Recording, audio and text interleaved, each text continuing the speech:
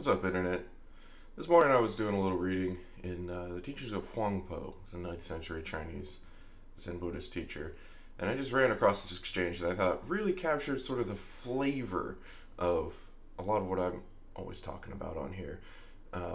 It's a Q&A session with sort of a junior practitioner who's, I believe, politically influential. That was a kind of a common thing in Zen monasteries, like officials would uh, sort of patronize the monasteries, and they would get privileged access to some of the teachers and whatnot.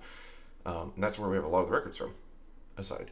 But in this Q&A session, this guy starts going on about some of the technical details of Buddhist teaching, Buddhist doctrine, and Huang Po is just like, that's all nonsense. It's all illusory. Stop it. And this guy doesn't really like that because he's a Buddhist. He's into Buddhism, right? And Huang Po is not at all into Buddhism. What Huang Po is into is seeing directly into what determines a human experience and choosing a human experience that is worth living. And so he's telling this guy, if you'll just stop indulging in all of these concepts, you'll see what it is that you need to see.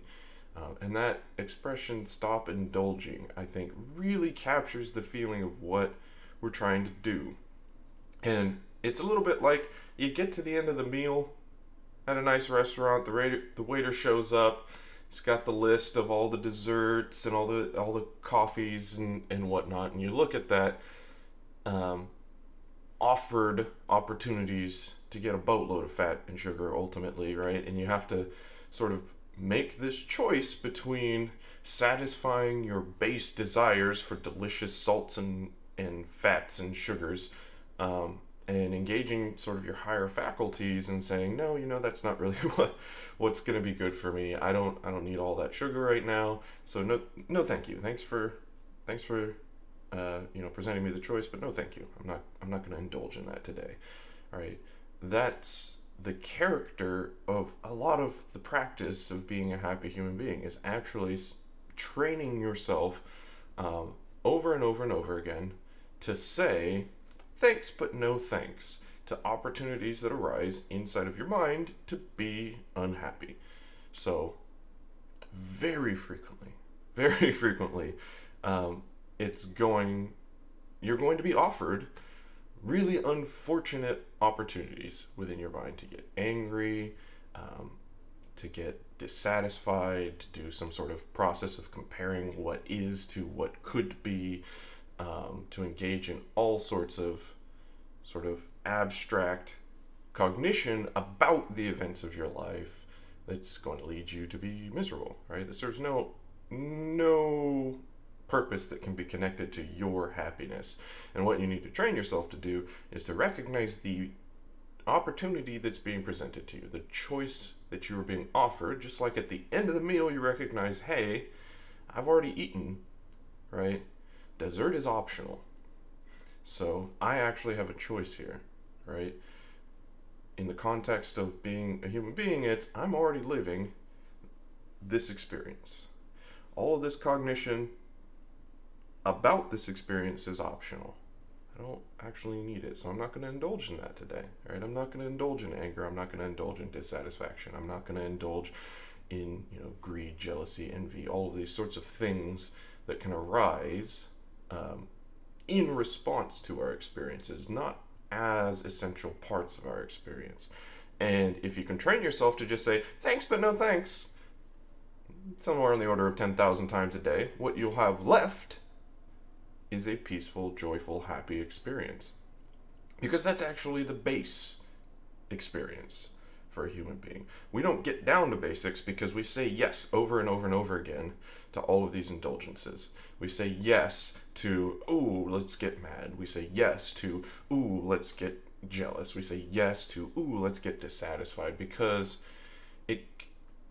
those sorts of processes very often hook into some very basic systems, and so they create these sort of excited states in our mind, and we mistake that for significance, and so we get on board with it. But if we can train ourselves to say thanks but no thanks, thanks but no thanks, never going into a process of being dissatisfied about the fact that we're having to make this choice over and over again, just thanks but no thanks, then what is left to us is exactly the happy life experience that we are looking for in the world. So that's that can be a little tricky. It does take some training to be able to actually be sensitive to the events going on in your mind at a level that you can recognize that choice. I don't know if I've told this story on here, but when I was living at the monastery, I had a salad spinner. That was a big part of my life for a while, because basically I washed dishes. That was my gig, right? It was the lowest of low rungs on the totem pole. So it was just like, okay, it's retreat season. You know, we're preparing food for 40 people. Wash dishes all day. Like, all right, red. But the salad spinner is just a big old thing that you wash all of your greens, right? Get them all nice and clean. If you leave the greens wet as the whole rest of the meal is being prepared, then they get soggy and your salad is no bueno, right? So a salad spinner is a centrifuge for salad greens that just centripetal force takes all the water off. Now you got clean, dry salad leaves. They're good to go. Put them in a bowl and you can finish up your meal. And that thing didn't fit in any of the sinks and was miserable to clean. And at times when we weren't doing retreats, we're just preparing salads for the 8-9 people who lived on the monastery. We'd still use the salad spinner, which didn't, to the sorts of narratives that were being offered to make me miserable, didn't make a whole lot of sense. It's like, we don't have that many people on the property. Why do we need to use a salad spinner 3 times a day? I have to clean this thing 3 times a day. It's just making my life miserable. And what I came to realize was I hated the salad spinner. So every time I would see the salad spinner, here was this offering, right? Here was this choice. Here's dessert, right? You can engage in a process of dissatisfaction about the fact that you now have to wash this salad spinner. I was indulging in that. That was, I was waiting all day to get mad about that. And I realized that it clicked for me at one point that encountering this salad spinner is actually the worst part of my day. And that's madness. Like, how could that be the worst part of my day, right? How good does my life experience actually have to be that has become the worst thing I experience every day, right? Like, how privileged am I to be living this experience if this is really the worst? And so I started, really looking into, okay, I'm going to say no to that one, right?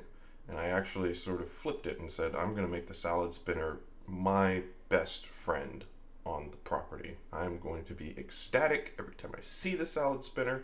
I am going to make him, the highlight of my day, right? Anthropomorphizing this thing because, I don't know, I have a tendency to do that anyway. I'm a crazy person. Right, so be like, hey, salad spinner, what's going on in my head, because it's a quiet place. I can't shout in the kitchen. I'm so excited that I'm going to get to help you get clean here today. This is going to be great, right? And I'm counter-programming that opportunity that arises so that I'm already where I want to be when the opportunity to indulge in being miserable about this comes up, and I'm blowing past it. And that's one technique that you can use for that. If you have a particular opportunity that arises a lot, you can make sure you're already in a good place when that opportunity arises. But then other opportunities started arising all over the kitchen. It stopped being the salad spinner. It'd be when I was mopping, or it'd be when I encountered the cook. It was a little bit prickly. Doing other things around the kitchen would become opportunities to be miserable, right? And if I could just say no again and again and again, I was happy because I was living a great life, right? And I think the thing that it gets underappreciated is that actually most of us are living a great life.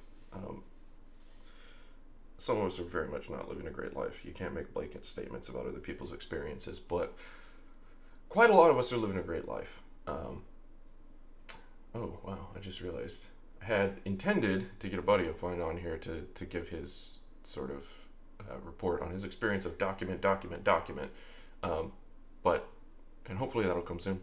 But to summarize, I had a friend check in with me recently who said, like, hey, I've been doing that documentation thing, and it turns out my life's great in a lot of ways. He sat down and went, well, okay, well, what constitutes a good day and a bad day? And he realized, well, the absence of any major aggravation or anxiety or anything like that, that should count as a good day. And when he did that, he realized I only had like 5 bad days last month.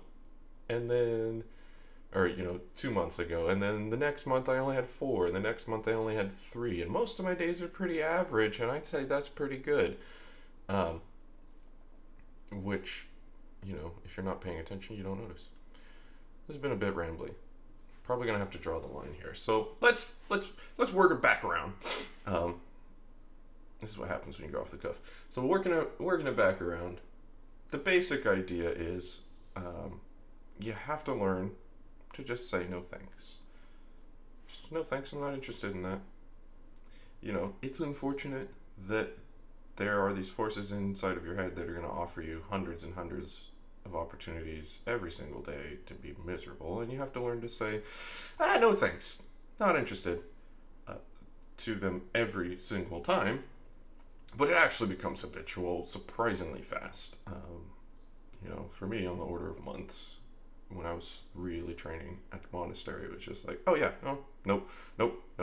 You kind of have to get familiar with all the things that develop in your mind, which is a big part of the early stages of practice. That's why we're so adamant about document, is that you start to recognize all of the different forces within your mind that offer you unfortunate opportunities, and you learn to just go, oh, hello. Haven't seen you for, a minute and a half, but no thanks. Not interested in that. Thank you. No thanks. And when you train yourself to do that, when you stop indulging, what's left is exactly the life that you've been looking for.